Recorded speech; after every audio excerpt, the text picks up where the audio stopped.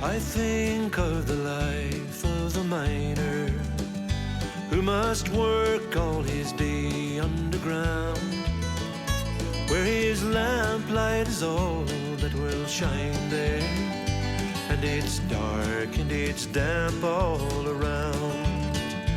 It is 2 or 3 miles to the coal face, and the tunnel is jagged and low, but he cannot find work on the surface, so it's down in the mines he must go. Talk to me a little bit maybe about life outside the mines that time. Stephen, you'd have played a bit of Gaelic football as well. Yeah, I enjoyed the football. And a few of the boys inside the mines, they played football with us as well. So you were a team inside and outside, you know what I mean? Yeah. And then them years we did pretty well. The local club did pretty well. I suppose maybe it's the fact that you built up all the muscles from the shoveling and the digging and all that. You were that bit tougher and stronger. Yeah. And then it was back then it was a more physical game than.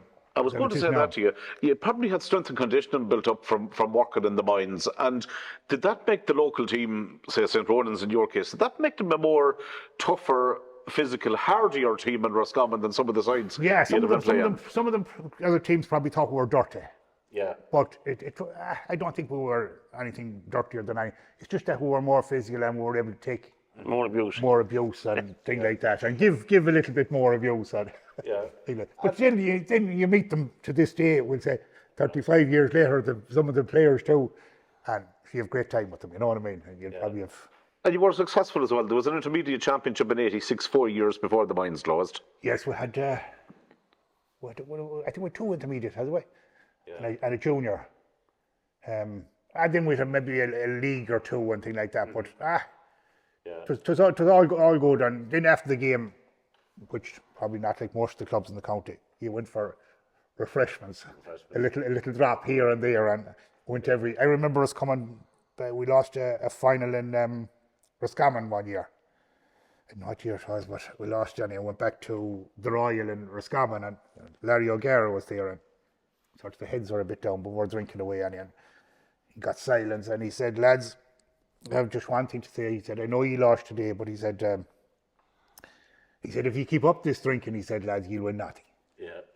So that was all right, and we're back in the final the following year, and we won it, and we were back in the Royal, and he got silence again. And he said, "I have to apologise." He said, "I told you here last year, if you kept up the drinking, you'd win nothing." But he said, "Keep up the drinking." So you were able to do it both ways. The fact, and you talked about it there, Stephen, maybe after a game on a Sunday, the fact that the mines were closed on a Monday, was that into your marrow in some way when it came to a bit of refreshment? Well, it depended, John, too, on what you were. You see, if you were a brusher, you were Monday to Friday. Right. And if you were the coal man, you were Tuesday to Saturday. Okay. So, and then sometimes, even if you were the coal man, you'd be brought in on overtime on the Monday thing. But Tuesday was thing. But you were nearly better if you were working Monday, John, because you'd eventually sweat out a bit, because don't forget you had to go to Father Pather training Tuesday evening. Yeah. So you were as well to be in a bit better shape after having a drop of sweat out. So you got rid of that on a Monday. Gerard, you've come back into the mines at a later stage as a tour guide here in the mining experience. And what's the reaction of, say, the tourists that come here, the visitors that come here, when they hear some of the stories from your own experience working in the mines? How do they receive that experience? Well, they can't believe that we worked in those conditions and that the coal faces were so low. They just can't believe it, like. Yeah, I'd say that. And that you worked in them conditions. Mm-hmm. And I suppose when I worked in the mines, I didn't know what temperature it was in the mine, nor care. And I'd maybe know more about it now than I ever did in the scientific side of it, or everything. But yeah, they'd be shocked.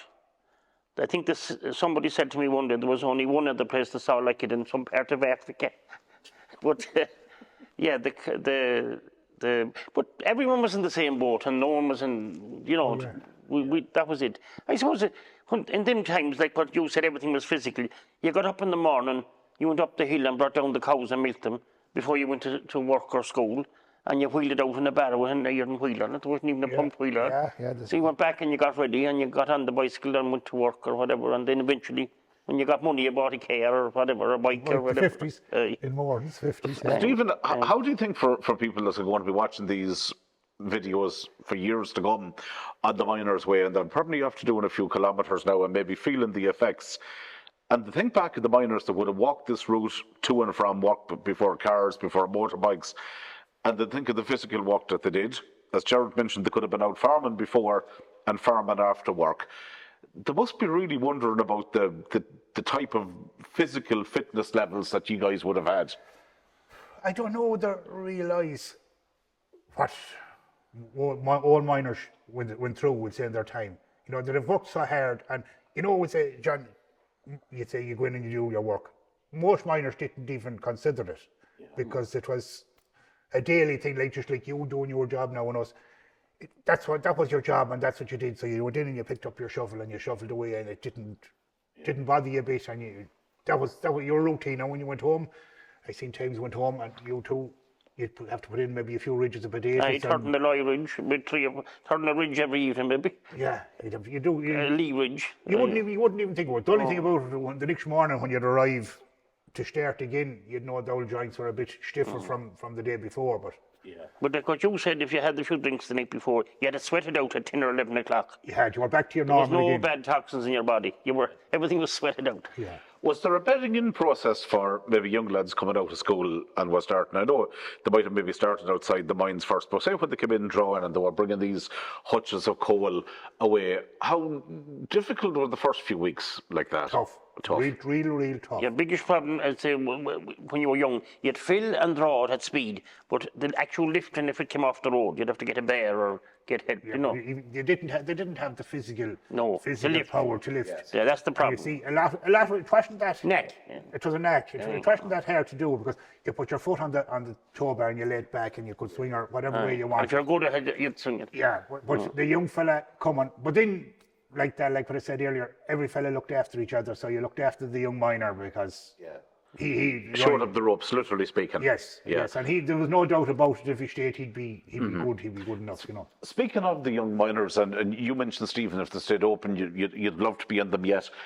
Do you think it would be difficult to get youngsters to go in and work in that environment nowadays if the pits were still going with all the choices that's out there, say with the multinationals and the big factories and stuff like that, that's offering alternative employment? You'd never get it, John. You'd never get it. Yeah. And you know something? As I said, I'd have stayed myself, but I wouldn't like to see young fellas going back into them conditions. They were at the time they were, I suppose we'd say, normal for this part of the country, but you know, the dust and the dirt, and we'd say most of the houses now you'd have showers. They're probably using a bath in a lot of the houses now, but we needed a bath. We didn't have it. But to wash the coal out of the hands. A shower, you'd be in it for ages. You needed the bath to rub the thing out. So You think it'd be difficult, Gerard, to get young lads to come into it now? I think so. And health and safety wouldn't allow it now anyways. So the conditions wouldn't be accepted now. Yeah, that's one point that one of your colleagues made here in a previous interview, that even when it came to getting the tunnel ready here for the museum, the difference in health and safety that time compared to when they worked in the mines, it was like night and day. Well, you see, that silica sandstone that's over here, that's banned in Australia. They don't use it anymore. And silica makes glass, so that destroyed the lungs. yes. It comes to me father. Silicosis. Martin Tom's brother died at 21 years of age. Drilling rock without any water in the sea in the beginning. And silica sitting on the lungs. No, you never got it off. It was there. But if they drilled the rock with no water, John. Yeah. You think when you come in, you think it was like winter. The whole place was white round you. The silica. With the silicon. But then if they drilled it with the water, the things would be wet. But it was, Because that's The conditions were difficult. Let's finish maybe on a positive note. Any good stories that's maybe safe to tell on camera that you can remember from the times in the mines? I know I'm going to be putting you on the spot. a few mightn't be for camera, but there's one particular one. You'll be able to help me out here, Jerry. You know the old dead roads? Dead road was when all the coal was taken out and you went in further and did the next road. But what was the man that used to come? A dialer, was it? He used to hang a string down. That's and there right. was a weight. What did they call that? Well, He was the it was dialer. like a plumb bob. Aye, For to keep the main road straight. straight. And You'd they'd put have another one in, aye. 2 or 3, and then the man at the coal face with the lamp shining it out. And you went in and sighted and said, go left or right. Yeah, but and you'd mark that. you should do it on the dead roads too, to see how far the wind and Probably did, whatever yeah. it was. But this particular day, and yet this man, you know, the old toilet facilities weren't that great in places, and this man got taken short with this day, and so he went into a dead road, and he left the load, and the dialer came on you, and he said, is there a dial? Is there a dial in there? He says, your man said, yes, there is, and you can't miss it. But there was another one, John, about the hutch when I see it there. Where old Johnny Odie used to make the hutches. And he made the hutch and upside down, and he put That's your nipple there, isn't it? yeah. He put on the axle. So that was grand. You know, the house was only just down the road, so he went down to the house for the dinner. But he didn't turn the hutch in on the track at all. So, and yeah, sure, one of the boys came out and he seen that Johnny had the hutch finished. So he decided he'd doctor it a small bit. He took off the axle and he turned it upside down. It's a bit like the hitch on your car if you turned it the other way. So that was all right. And he's never said nothing. So anyway, when Johnny came back, he knew the hutch was ready, and a young fellow was assisting him, and so they threw it onto the track, and first move, it got stuck. The hitch got stuck. They turned it back, and just the young fellow said, Johnny, you put the hitch on upside down. I did not, he said, I did not. So Johnny, it'd be cute, he never said a word. Yes, sir. But about 3 or 4 weeks later, Johnny was making another hutch. And he had it half made, and this man that changed the axle a couple of weeks earlier, he came out and he said to him, Johnny, put the axle on right this time. I have me man, he said, I have me man. He was able to. He told no one, He don't know. He waited, he knew someone had to spill. Gerard, any funny stories? Well, I won't go to the funny story. I'll give you a poem. I'll give you 3 verses of the poem. And it's about Durnabuggy Pit. And it goes, year in, year out, my daily route was to Durnabuggy Pit. I proudly strode the long straight road as my little lamp I lit. With a pick and a wedge and a 4-pound sledge, to do the job I did. 4 shillings a day, 'twas me pay back in 1932. When I'd reached the gob to start my job, me kit bag I'd leave down, I'd take a chance and turn a branch and put in a leg and crown. Lying on my side, I cut it wide as the water it soaked through. Conditions then tested men back in 1932. Well, I'm here today in America, and fate to me is kind, but the miners of Arigna still torment my mind. In my dreams I see the hutches, and I see the haulage rope, and the miners with their shovels marching up the slope. Shinna will. Brilliant. Well done. Well What a great way to finish. I think we even got the sound effects of the rain just in at the end of all of that too here. Look, an absolute pleasure. Gerard, Stephen, thank you so much for sharing your memories. Thank you, lads. Thanks, John. I think of the life of the miner who must work all his day underground, where his lamplight is all that will shine there, and it's dark and it's damp all around. It is 2 or 3 miles to the coal face, and the tunnel is jagged and low, but he cannot find work on the surface, so it's down in the mines he must go.